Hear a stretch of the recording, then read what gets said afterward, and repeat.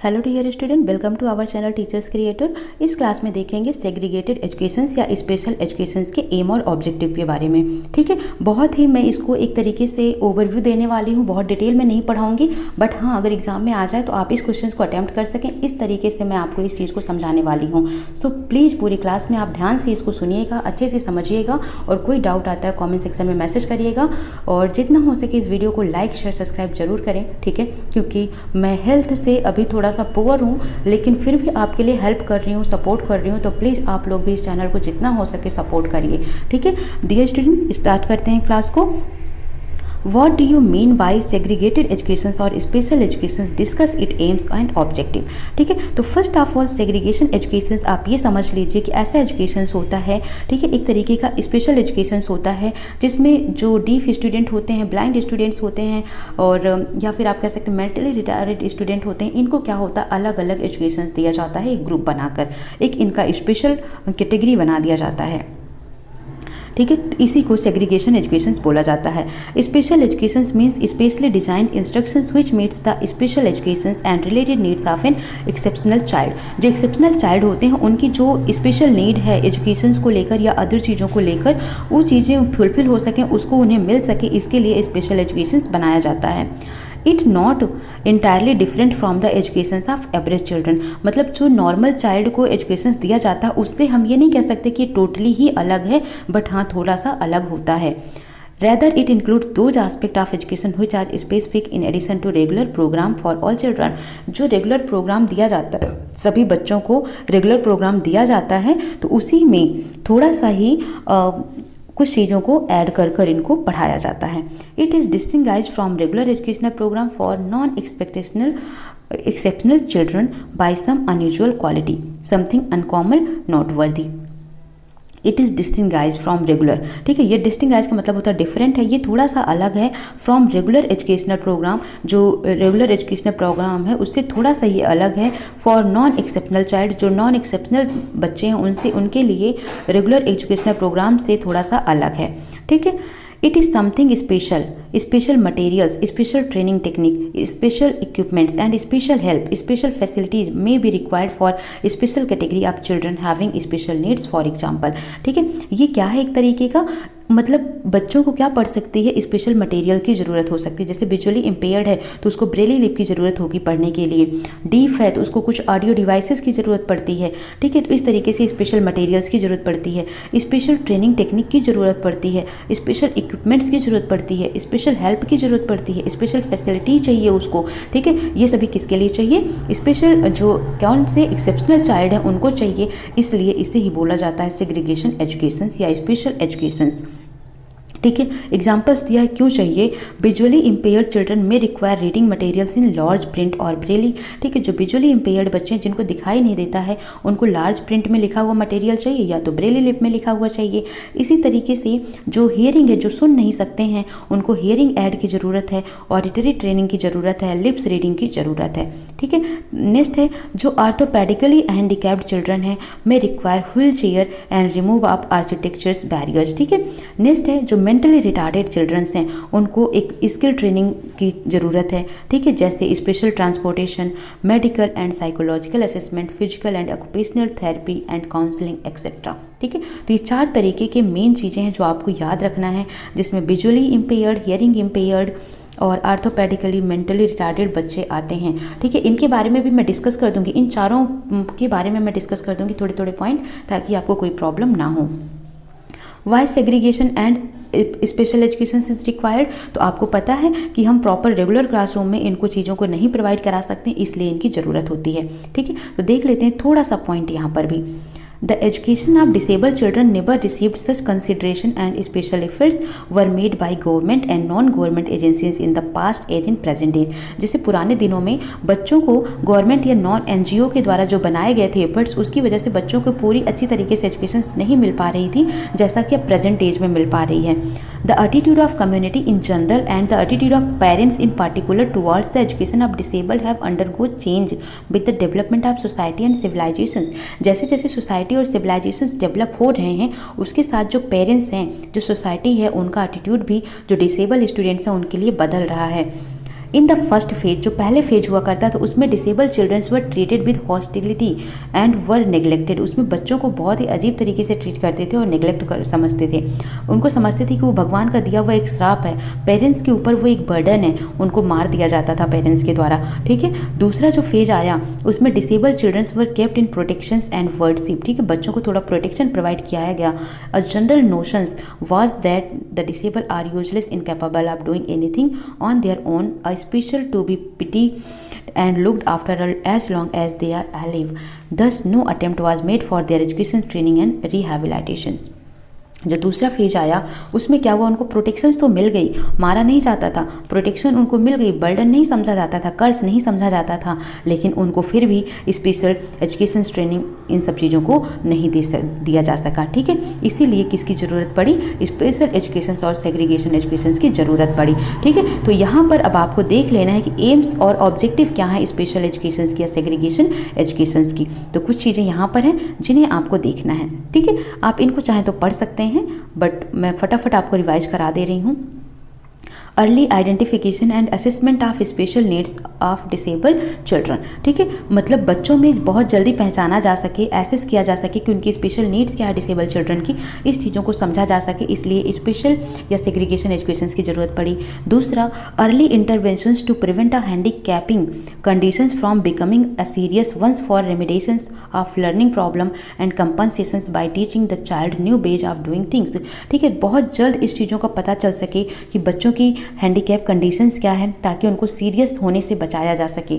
ठीक है, parent counselling about prevention and remediations of defect, care and training of disable children in daily life skill, self help skill, pre academic skill and communication skill. Parents की counselling करना ताकि वो अपने बच्चे को prevent कर सकें, रेमेडी प्रोवाइड करा सकें कि उनकी डिफेक्ट या उसको लेकर उनकी केयर कैसे करनी है, डिसेबल चिल्ड्रन को केयर ट्रेनिंग कैसे देनी है, मतलब उनकी डेली लाइफ स्किल्स कैसी है, उनको किस तरीके से हेल्प करना है, एकेडमिक स्किल में कैसे हेल्प करना है, कम्युनिकेशन स्किल में कैसे हेल्प करना है।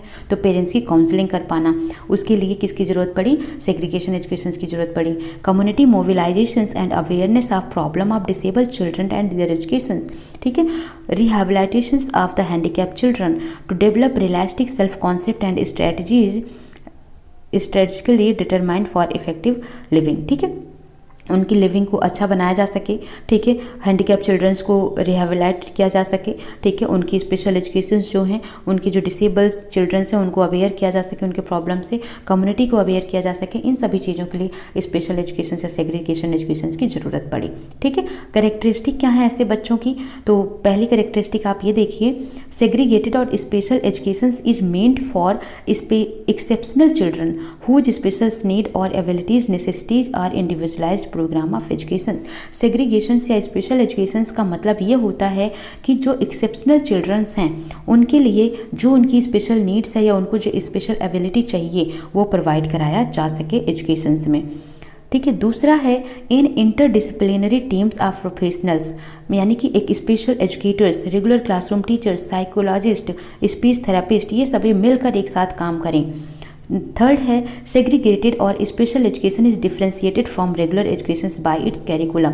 जो इनका कैरिकुलम है वो भी थोड़ा अलग होना चाहिए। For example, teaching self help skill और training in reading and writing braille is an important part of curriculum for severely handicap children blind in special education. ठीक है, जैसे नॉर्मल में पढ़ा दिया जाता है उनको आप लिख कर भी, समझा कर भी, कैसे भी पढ़ा सकते हैं, लेकिन जो इस तरीके से एक्सेप्शनल चाइल्ड होते हैं, जैसे कि ब्लाइंड बच्चे हो गए, उनको ब्रेली लिप में ही पढ़ाना पड़ेगा, तो इसकी ट्रेनिंग उनको दी जाए तो कुछ स्पेशल एजुकेशन की ज़रूरत पड़ती है। इसलिए ये इसका एक और इम्पॉर्टेंट कैरेक्टरिस्टिक है। Special education is differentiated from regular education by method used by teacher. जो टीचर मेथड यूज करता है रेगुलर क्लासरूम में, उससे थोड़ा सा अलग होता है स्पेशल एजुकेशन टीचिंग की technique. Special education is a profession, a service with tools and technique to meet the special need of exceptional children. ठीक है, ये स्पेशल एजुकेशन क्या है, एक प्रोफेशन है, एक सर्विस है जिसमें टूल्स और टेक्निक का यूज किया जाता है ताकि बच्चों के स्पेशल नीड्स को प्रोवाइड कराया जा सके। ठीक है, तो ये सभी चीज़ें आपको समझ आ गई होंगी। ठीक है। जो करेक्टरिस्टिक है क्या है कि यहाँ पर उनके लिए एक जो एक्सेप्शनल चिल्ड्रन है स्पेशल एजुकेशंस की व्यवस्था की जाए, ठीक है। इसमें सभी एजुकेटर्स अच्छे से मिलकर एक दूसरे के साथ मिलकर काम करें। तीसरा ये आता है कि रेगुलर क्लासरूम से थोड़ा अलग उनको पढ़ाया जाए, क्योंकि जैसे वो ब्रेली लिप है तो उनके लिए ब्रेली लिप चाहिए तो थोड़ा सा अलग डिवाइसेस प्रिपेयर करने पड़ते हैं, मटेरियल्स थोड़े से अलग चाहिए, डिफरेंस टेक्निक का यूज करना पड़ता है, टूल का यूज करना पड़ता है ताकि उनको उनकी नीड्स से फुलफिल किया जा सके। प्रिंसिपल्स क्या हैं स्पेशल एजुकेशंस के? फर्स्ट ये है प्रिंसिपल ऑफ इंडिविजुअल डिफरेंस, ठीक है। हर एक बच्चे के अलग अलग इंडिविजुअलिटी है, हर एक बच्चा अलग है, उसकी नीड्स अलग है, तो इनको ध्यान में रखते हुए ही स्पेशल एजुकेशंस बनाया गया। ये इसका पहला प्रिंसिपल हो जाता है। दूसरा principle of zero rejections, all childrens with disabilities should be provide free and appropriate educations, ठीक है। बच्चों को कैसा फ्री और अप्रोप्रिएट एजुकेशंस प्रोवाइड कराना चाहिए। No child should be deprived of educations because of his disability, ठीक है। कोई भी बच्चा अपनी डिसेबिलिटी की वजह से एजुकेशन से बाहर नहीं रहना चाहिए। नेक्स्ट है principle of non discriminatory evaluations. देखो हेडिंग याद कर लीजिएगा। Principle of individual difference, principle of zero rejections, principle of non discriminatory evaluations, principle of individual education program, principle of least restrictive environment. ये सभी प्रिंसिपल आपको note कर लेने हैं, उसके अंदर आप लिख दीजिएगा चीज़ों को कैसे भी समझ कर, ठीक है। Principle of non discriminatory evaluation, students who need special education must be clearly identified to ensure that they receive appropriate service. ऐसा नहीं कि जो ब्लाइंड है उसको आपने हियरिंग एड्स दे दिए, नहीं, तो बच्चों को क्या चीज़ें चाहिए, ठीक है, ये क्लियरली आइडेंटिफाइड आपको करना है, फिर आपको वो सर्विस उनको प्रोवाइड कराना है। Each student must receive a full individual examination before being placed in a special education program with test require at interval to assess his progress and difficulties in learning में उसको क्या difficulties है, क्या उसका progress है, ये सभी चीज़ों को एक रेगुलर इंटरवल पर टेस्ट करते रहना है और इसके आधार पर ही उनको स्पेशल एजुकेशन प्रोवाइड कराते रहना है। Principle of individualised educational program, students with special needs require individualized education program either in a resource room or a special class in the regular class for some part of the day। कभी कभी क्या होता है कि जो special needs वाले students होते हैं, भले उनका एक ग्रुप बना है लेकिन फिर भी क्योंकि उनकी इंडिविजुअलिटी अलग है, उनको उनमें इंडिविजुअल डिफरेंसेज है, इसलिए उनको एक अलग नीड पड़ सकती है। तो यहाँ पर principle of individual educational program ये भी है कि उनके लिए एक अलग एजुकेशनल प्रोग्राम भी बनाया जा सके। Principal of least restrictive environment, यानी कि ऐसा इन्वायरमेंट बनाया जा सके जिसमें वो अच्छे से सीख सकें बेहिचक, यानी कि आपसे कोई चीज़ें वो डिस्कस करें तो उनको डर ना लगे, ठीक है, तो रेस्ट्रिक्शंस थोड़ी सी कम हों।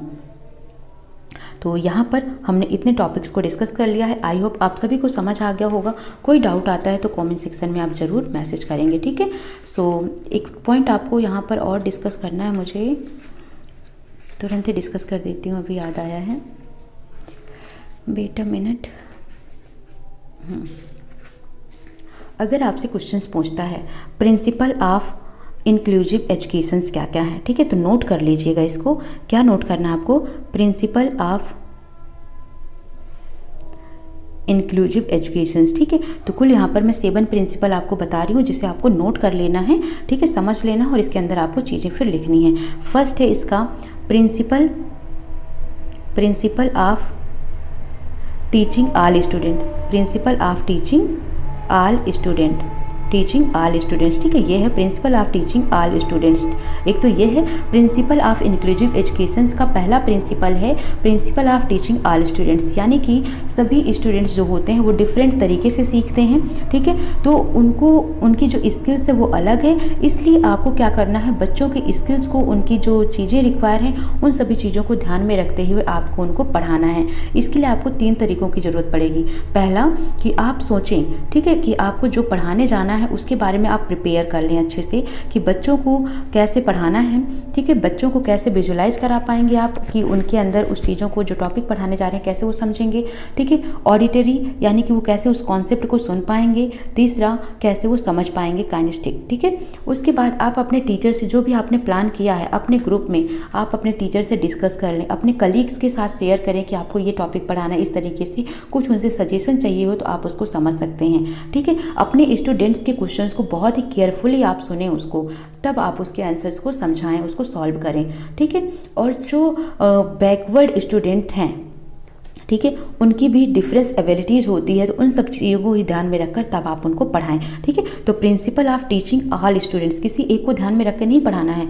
जो बैकवर्ड स्टूडेंट्स हैं, जिनकी एबिलिटी थोड़ी अलग है, ठीक है, हर एक बच्चों के क्वेश्चंस को आपको सुनना है, केयरफुली सुनना है, उनको आंसर्स करना है। अपने टीचर्स के साथ, कलीग्स के साथ बैठकर आप क्वेश्चंस को शेयर करें, प्लान शेयर करें कि आपको इस तरीके से पढ़ाना है। तो ये आ जाता है सब किसमें, principal of teaching all students. Second आता है प्रिंसिपल ऑफ, सेकेंड है principle of exploring multiple identities, multiple identities. ठीक है, principle of exploring multiple identities. अब इसमें क्या होता है, building confidence and affirming identity for students support there learning. ठीक है, बच्चों में क्या करना है, कॉन्फिडेंस बनाना है, उनकी आइडेंटिटी को बाहर लेकर आना है। ठीक है, तो इसको एक्सप्लोर करना है। हर एक बच्चे की अलग अलग आइडेंटिटी होती है, वो अलग अलग चीज़ों को जानते हैं, उनकी कुछ अपनी प्रियर नॉलेज होती है, उसको तुरंत की नॉलेज से जोड़ना है किस तरीके से, तो ये सभी चीज़ें आपको एक्सप्लोर करना होता है। ठीक है, नेक्स्ट आता है प्रिंसिपल ऑफ प्रिवेंटिंग प्रीजुडाइस। थर्ड है प्रिंसिपल ऑफ प्रिवेंटिंग प्रीजुडाइस। जैसे बच्चे क्लास में आते हैं ना, तो क्या करते हैं, वो पहले से ही प्रीजुडाइसिस, वो पहले से ही एक निर्णय बना लेते हैं कि अरे ये टीचर तो ऐसे हैं, ये इनके प्रति ज़्यादा झुकाव रखते हैं, वो उनको ज़्यादा अच्छे से समझाएंगे, हमको नहीं समझाएंगे। तो ये चीज़ें जो है ना बच्चों के अंदर नहीं पनपने देनी है, क्योंकि बच्चे जो होते हैं ना इन्फ्लुएंस होते हैं क्लास से ही। आज के जो क्लासरूम होती है उसमें स्टीरियोटाइप आइडियाज़ बहुत होते हैं। ठीक है, तो इन सब चीज़ों को क्या करना है, बच्चों को अलग रखना है, इनसे चीज़ों को बच्चों को बताना है कि इन सब चीज़ों से फ्री रहना है, उनको अवेयर कराना है। ठीक है, स्टीरियोटाइप से और इक्वालिटी से उनको अवेयर करवाना होता है। तो ये 3 प्रिंसिपल्स हो गए। उसके बाद चौथा प्रिंसिपल आता है principle of promoting, principal of promoting social justice. ठीक है, सोशल जस्टिस यानी कि ये होता है कि जो यंग स्टूडेंट्स होते हैं, ठीक है, बहुत ही अच्छे जज होते हैं, क्योंकि उनको पता होता है चैलेंजेस, समाज के क्या चैलेंज हैं, अभी करंट में क्या चल रहा है, ये सब चीज़ें उनको पता होती हैं। इसीलिए जो टीचर है उसको प्रमोट करना चाहिए सोशल जस्टिस को एक क्लासरूम में, ताकि बच्चों के बीच में इक्वालिटी को डेवलप किया जा सके। ठीक है, तो सोशल जस्टिस को प्रमोट करना चाहिए। इसके लिए यंग स्टूडेंट्स से आप एक तरीके से सजेशन ले सकते हैं, क्योंकि जो यंग स्टूडेंट्स होते हैं उनको गुड जज माना जाता है, क्योंकि जो वो होते हैं सोशल चैलेंजेस को फेस कर रहे होते हैं और बहुत अच्छे ही जज बन जाते हैं सोशल अवेयरनेस को, सोशल जस्टिस को लेकर। और क्लासरूम में इसको प्रमोट करना चाहिए ताकि बच्चे जो हैं इक्वालिटी को सीख सकें। नेक्स्ट आता है 5th number principal of choosing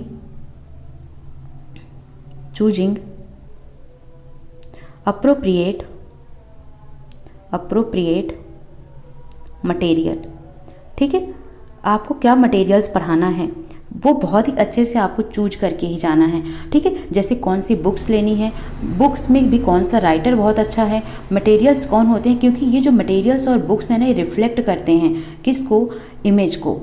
अलग अलग लोगों के जो इमेज हैं उनको ये रिफ्लेक्ट करते हैं, कौन, बुक और मटेरियल्स। ठीक है, तो इसलिए जैसे बुक्स हो गई, मैगनीज हो गई, मूवी हो गई, और आइडियाज़ हो गया, आइडिया बेस्ड मीडिया हो गई, या हैंडआउट्स हो गए। ठीक है, can be guide for behaviour and ideas. ठीक है, ये बिहेवियर और आइडियाज़ के लिए इनको गाइड कर सकते हैं आप। तो याद रखना कि अप्रोप्रिएट मटेरियल्स को भी चूज करना एक प्रिंसिपल है इंक्लूसिव एजुकेशंस का, कि किस मटेरियल्स का यूज़ कहाँ पर कैसे किया जाना है। 6 आता है principle of teaching and learning about culture and religious. ठीक है, पॉजिटिव मैनर में, ये नहीं कि हिंदू मुस्लिम दंगे करवाओ। ठीक है, ऐसा नहीं है।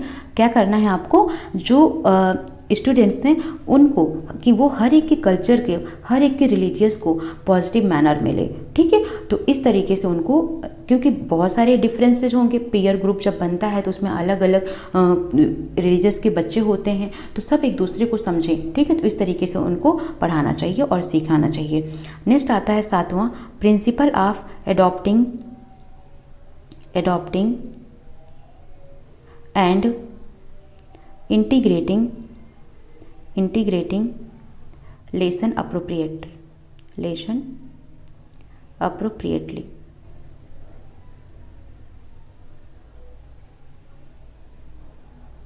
ठीक है, इस प्रिंसिपल के हिसाब से क्या है इम्पॉर्टेंट, जो एजुकेटर है उसके लिए ये इम्पॉर्टेंट है कि वो लेसन्स को, जो कैरिकुलम है उसमें जितने सभी लेसन्स हैं, ठीक है, उनको एक फ्लेक्सिबल वे में अडॉप्ट करें, ठीक है, ताकि बच्चों को समझाया जा सके। एक जो स्टार्टिंग पॉइंट होता है वो बहुत ही इजी पॉइंट लेना चाहिए, फिर उसके बाद एक डिटेल में जाना चाहिए ताकि बच्चे उसको समझ सकें। तो एडॉप्टेशंस और इंटीग्रेशन लेसन्स जो हैं बहुत ही इंपॉर्टेंट होता है इंक्लूसिव एजुकेशंस में, ठीक है। तो ये सभी 7 प्रिंसिपल्स क्या क्या हमने बताया। सबसे पहला प्रिंसिपल जो था वो था principles of teaching all students, क्योंकि हर एक इंडिविजुअल डिफरेंस है तो इसलिए सभी बच्चों को पढ़ाना है, तो हर चीज़ों को ध्यान में रखना है, उनकी बातों को सुनना है, आंसर्स देना है केयरफुली, बैकग्राउंड और उनकी एबिलिटी को ध्यान में रखते हुए उनको पढ़ाना है। दूसरा, principle of exploring multiple identities. तीसरा, प्रिंसिपल ऑफ प्रिवेंटिंग प्रिजुडाइज। चौथा, principle of promoting social justice. पांचवां, principle of choosing appropriate materials. छठा, principle of teaching and learning about culture and religious. सातवां, principle of adopting and integrating relation appropriately. Note कर लेना इनको और लिख देना अगर आ जाता है एग्जाम में, ठीक है। तो मैंने एक बेसिक ओवरव्यू दे दिया आपको प्रिंसिपल ऑफ इंक्लूसिव एजुकेशंस पर, ठीक है। सो मिलते हैं नेक्स्ट सेशन में। आई होप आपको वीडियो पसंद आई होगी, कमेंट सेक्शन में जरूर बताइएगा। सो मिलते हैं नेक्स्ट सेशन में। Thank you for watching, bye bye, take care.